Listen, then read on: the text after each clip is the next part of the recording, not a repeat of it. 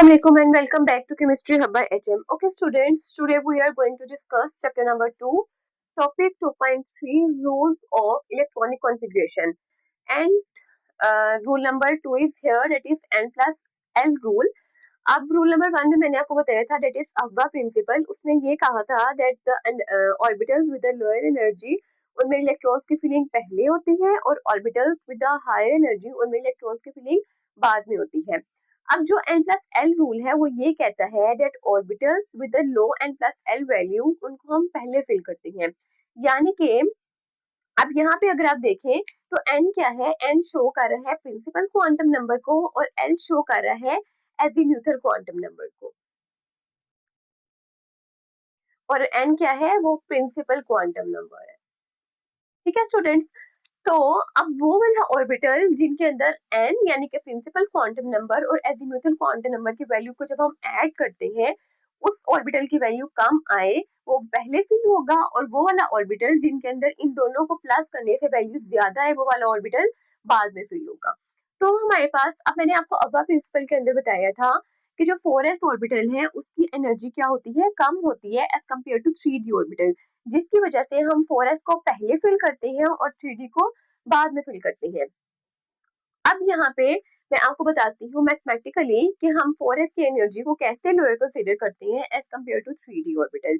देखिए स्टूडेंट्स, 4 और 3 यहाँ पे मैंने आपको बताया था इलेक्ट्रॉनिक कॉन्फ़िगरेशन के अंदर 3, इसका क्या मतलब है, 3 का मतलब नंबर ऑफ शेल, ठीक है, और ये क्या है, प्रिंसिपल क्वांटम नंबर, ठीक है, और d क्या है, d इज सब शेल और ऑर्बिटल, और ये किसको शो कर रहा है, ये एजीम्यूथल क्वांटम नंबर को शो कर रहा है. ठीक है, अब क्या है एजीम्यूथल क्वांटम नंबर को, तो अगर हम देखते हैं एजीम्यूथल क्वांटम नंबर की वैल्यू तो वो क्या होती है, वो L is equal to 0, L is equal to 1, L is equal to 2 and L is equal to 3.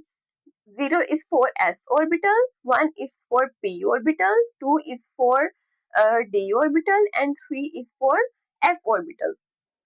अब यहाँ से मैं आपको बताती हूँ कि हम इसकी मैथमेटिकली कैलकुलेशन किस तरह करते हैं. हमने क्या करना है, हमने सिंपल प्रिंसिपल क्वांटम नंबर को और एजीम्यूथल क्वांटम नंबर को ऐड करना है, यानी कि हमने नंबर ऑफ शेल को और सब शेल की जो भी हमारे पास क्वांटिटी है उसको हमने ये करना है, ऐड करना है. अगर हम देखते हैं 4 प्लस एस, यानी कि 4s के अंदर क्या होता है, नंबर ऑफ शेल क्या है 4 और s की वैल्यू क्या होती है 0 होती है, तो इसकी वैल्यू क्या आ जाती है 4. लेकिन अगर हम 3D को देखते हैं तो 3D के अंदर क्या होता है, 3D के अंदर क्या होता है, shell number 3 is here and D की वैल्यू क्या होती है 2.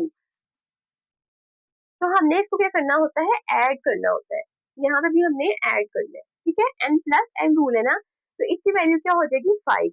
अगर हम इसकी वैल्यू देखते हैं तो ये 5 है और इसकी वैल्यू देखते हैं तो ये 4 है.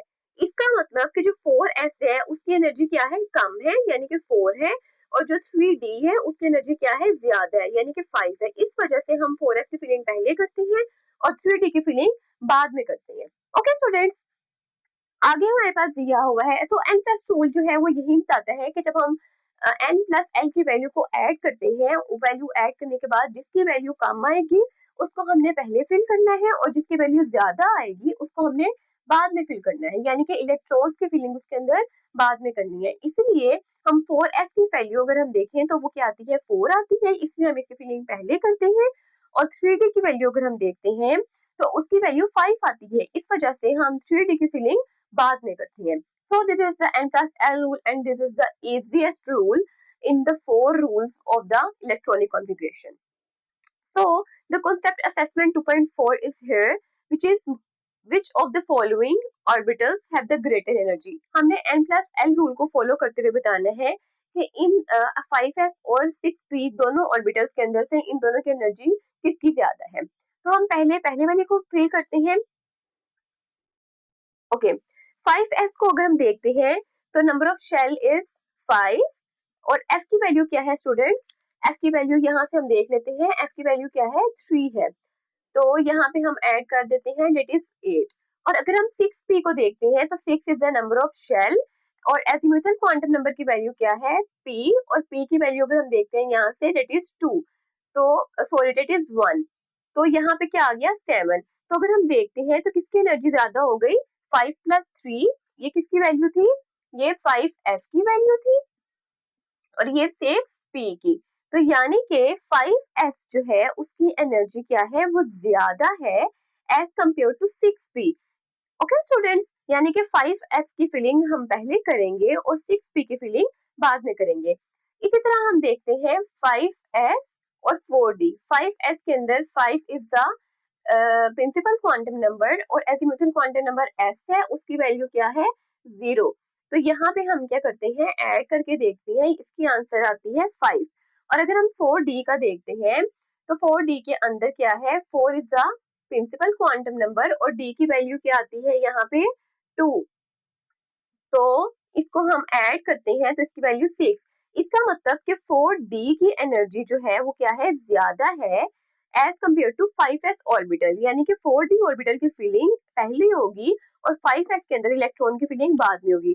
देखिए स्टूडेंट्स, अगर आपको वैल्यू याद नहीं रहती s की, p की, d की और f की एजीमुथल क्वांटम नंबर के अंदर, तो आप बिल्कुल इसी तरह से एक साइड के ऊपर लिख लिया करें रफ वर्ड के अंदर कि एल की वैल्यू 0 है तो वो क्या होगी, 1 है तो क्या होगी, 2 है तो क्या होगी। इस तरह जब आप n प्लस एल रूल को सोल्व करते हैं तो वो आपके लिए इजी हो जाता है, क्योंकि नंबर ऑफ शेल तो साथ ही लिखे होते हैं लेकिन नंबर ऑफ ऑर्बिटल की वैल्यू जो है वो याद नहीं रहती, इसलिए आप यहाँ पे लिख लेंगे तो वो आपसे मिस्टेक नहीं होगी।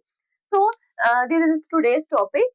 If you have any query related to the n plus L rule you can ask me in the comment section. मिलते हैं नेक्स्ट वीडियो में एक न्यू टॉपिक के साथ, तब तक के लिए अल्लाह हाफिज।